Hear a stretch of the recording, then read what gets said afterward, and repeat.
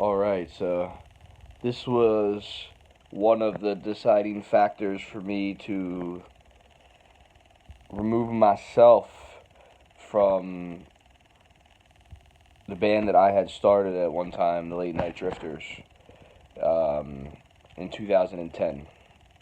This was how it all went down. Uh, and I am thankful that nobody tried to jack up the name of the band or anything like that, because we did take like about a 3-year break, 4-year break, something like that.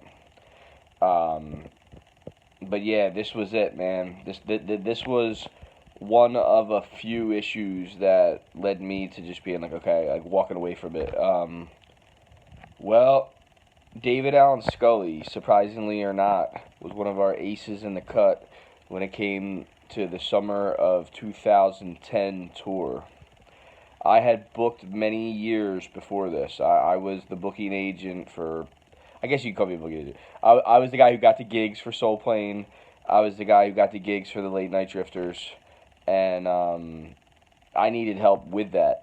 And when I heard that Scully was into that, I said, as weird as that sounds, I was like, you know what, I'm going to take a chance with him because I need all the help I can get with getting gigs, you know what I mean? So, that was a decision that we moved forward with. I probably talked the other guys into it, even though it sounded like a weird idea. Um, and then the gigs started coming in, and for me, it was great because I was just like, for once, I don't have to get any shows, and I was still getting shows because they were coming to me because I was just the activeness of being in the loop with different people and playing this bar years ago somebody calls you that kind of thing. So um, Scully got us like probably between like 7 to 10 gigs that summer. I would say that most of them were paying gigs. Um, and we booked out the schedule or whatever. We agreed to certain shows. We might have told him like, yeah, we don't want to do certain shows. And Scully gave us a list of gigs, and he would call me all excited and shit, and he'd be like, I don't know how I'm doing it. I got another one. Like it was hilarious. Um, but the one gig that was a really important gig for any band to do or whatever was the Lincoln Financial Field gig. When he got that gig, it blew my mind. As somebody who's been playing the bar circuit and the festival circuit, I said, "Holy shit, man! There's gonna be that many people there." And there was a lot of people there, man. It wasn't our best show, but there was a lot of people there. Um, so, uh, I can't remember exactly what gig it was because we had a lot of gigs. I remember we went out to Ephrata for a private party. I remember, we definitely got paid for that one. I remember playing like some kind of like weird amphitheater out near Lancaster, and that was a show we played pretty good. We were in a little bit of a turmoil as far as the band stuff goes because what had happened was Scully got us some gig. I don't remember which one it was, but it wasn't paying. And we were like, okay, hold on. Let me get this perfectly clear. Scully got us a gig that wasn't paying. He still wanted to get paid for it. So I looked at it like as like kind of like in a business kind of an approach. Like, okay, well, like one, we don't like pay to play, but this guy has gotten us a lot of gigs. So what would be the pros and cons of doing this or not doing it? You know what I mean? And I think as a collective, Faber and Heindel didn't want to pay him, out of their pocket, which is understandable. And Scully didn't want to take the loss, or Scully wanted to make money opposed to, do work for free. So there's really no, you know,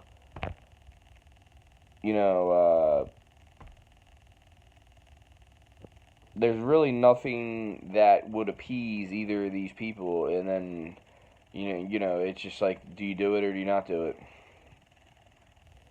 I decided, I didn't have a problem with giving Scully money because Scully was doing his work, of getting gigs and shit like that. So I was like, well, he's working.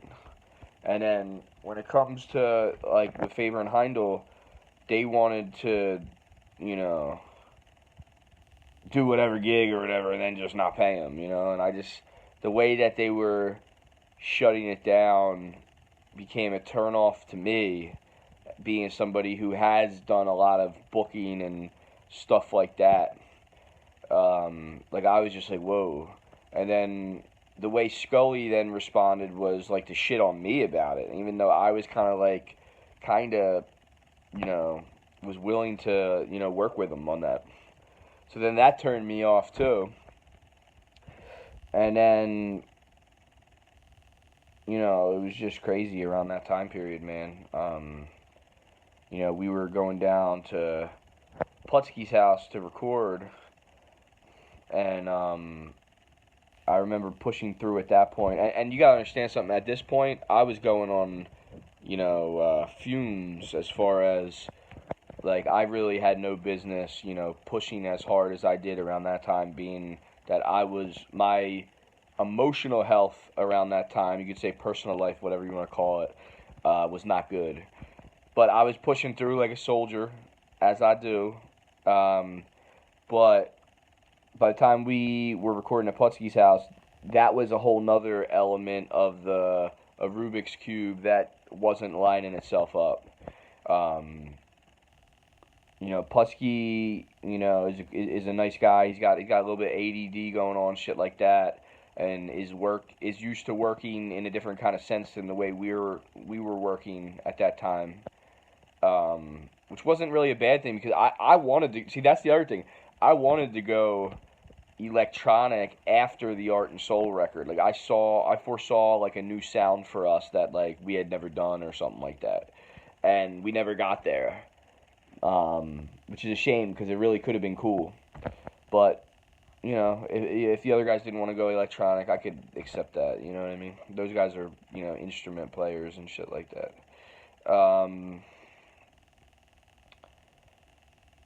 Yeah, so it was hard for me to get together with Putski, like to get our, like I was somebody that wasn't working a 9 to 5 around that time, so I was good. I could go wherever, whenever, and I was serious about working hard on this. It meant a lot to me, And then Putski could meet up with me sometimes, and the first session on the Art and Soul stuff, I wasn't even there because I was out of state.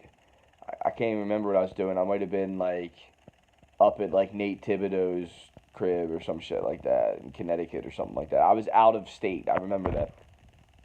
So Faber, Heindel, Sarah went down to Putski's house and started to lay down some demos and shit like that. And I was talking to them about it, and they were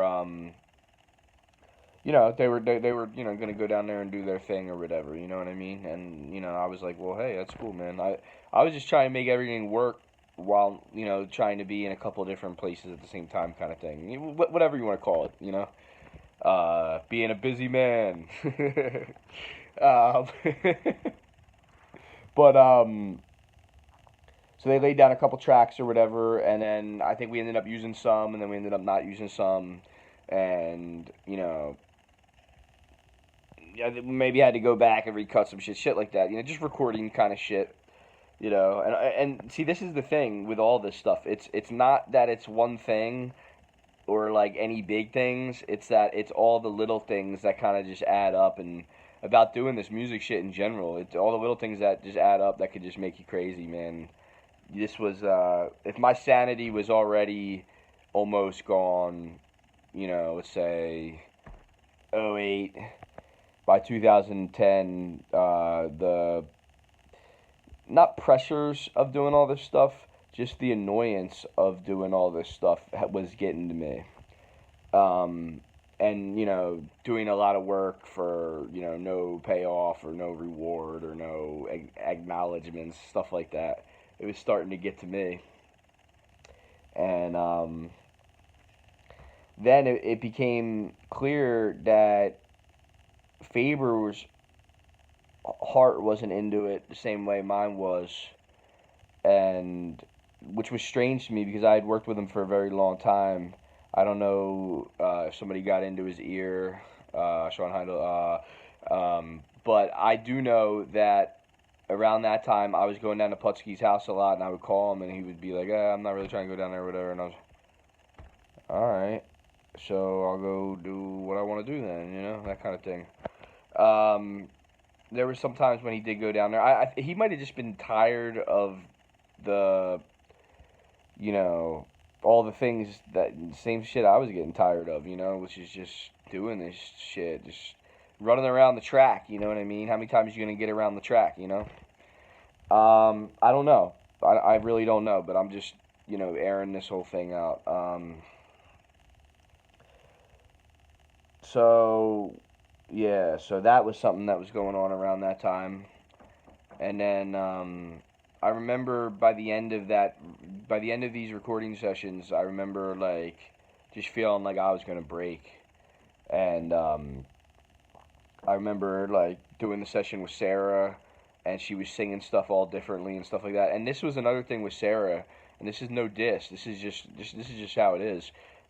She came into the situation as the situation was, you work on a band, that band fails, you get to another band, you work on that band, and you just keep getting, further into the work that you're doing.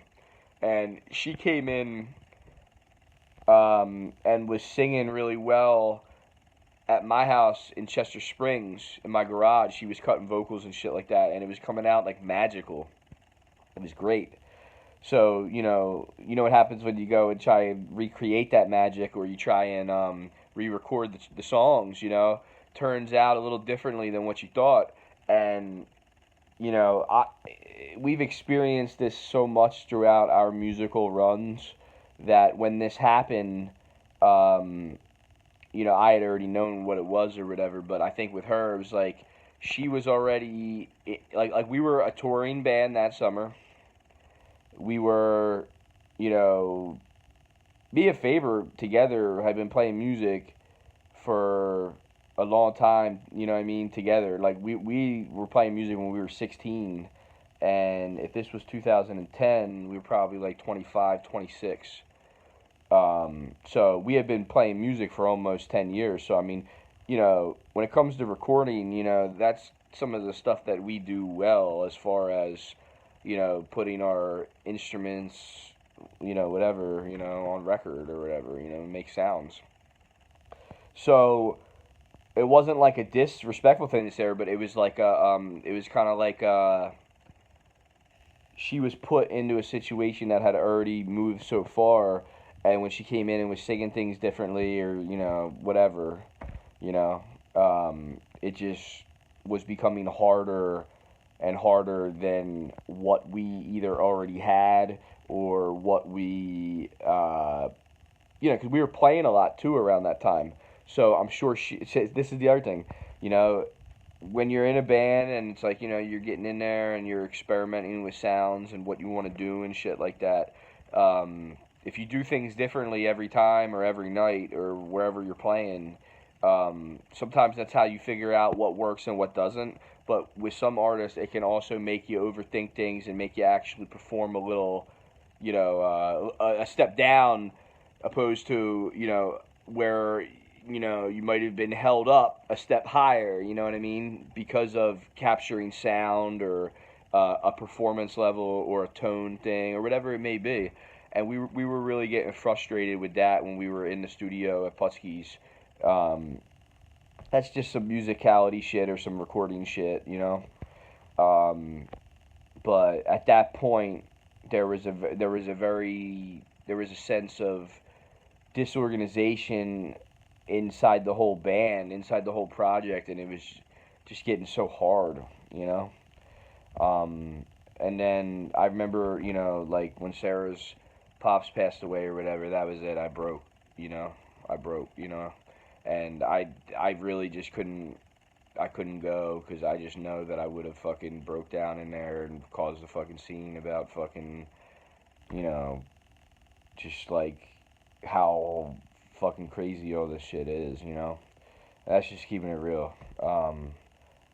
Yeah.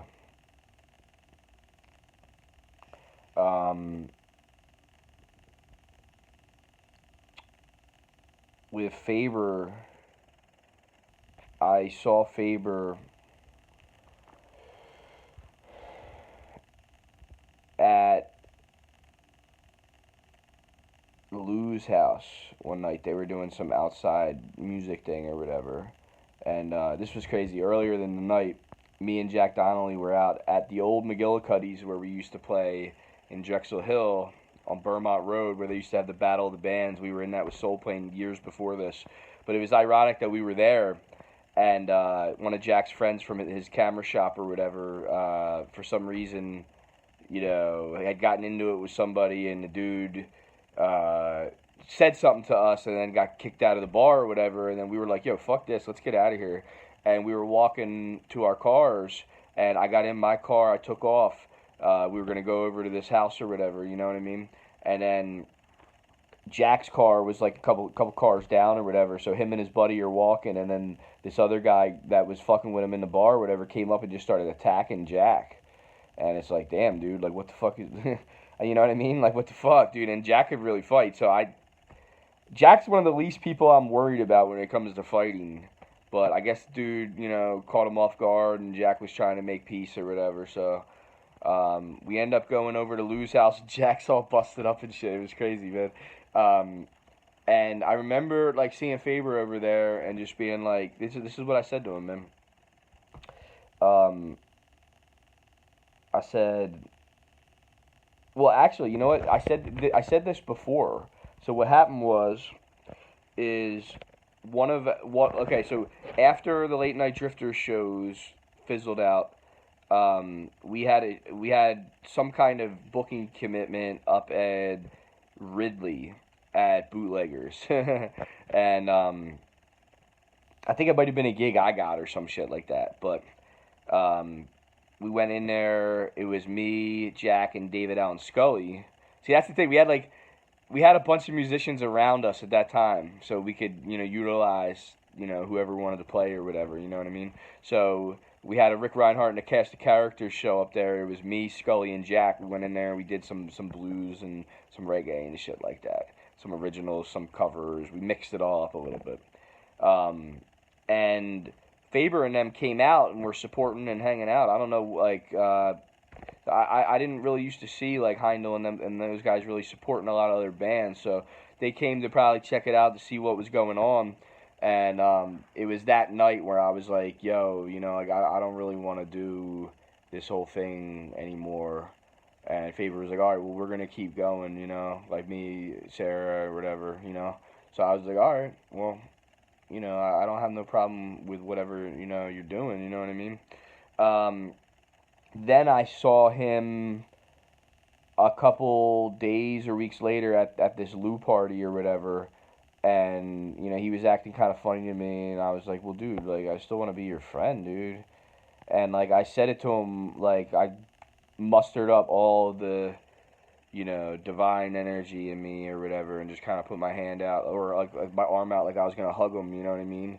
And he rejected it and like looked at me real like, I don't know, it almost looked like kind of frightened, and was like, no, and he walked away, and then he was like pouting or whatever over on the deck, and at that point I was like filming documentaries and shit like that, so I just wanted to kind of like let him know that I see what he's doing. I just kind of put the camera in his face or whatever, you know what I mean? Like just to kind of let him know like what he looks like right now when he's doing that, but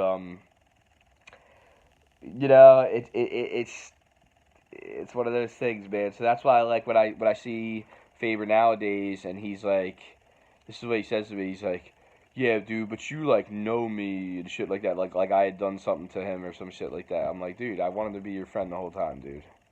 You know what I mean? And that's real. That's still how I feel today. So I don't know why. Like sometimes we gotta go the long way or go the hard way or whatever, because this is all, doesn't need to happen this way, yeah. The reality of it is there's just a lot of people around that all want to play music, and I was somewhat of somebody who could keep some kind of structure around it all. But if you have a lot of people around that aren't really trying to help the whole cause, it becomes a very, um,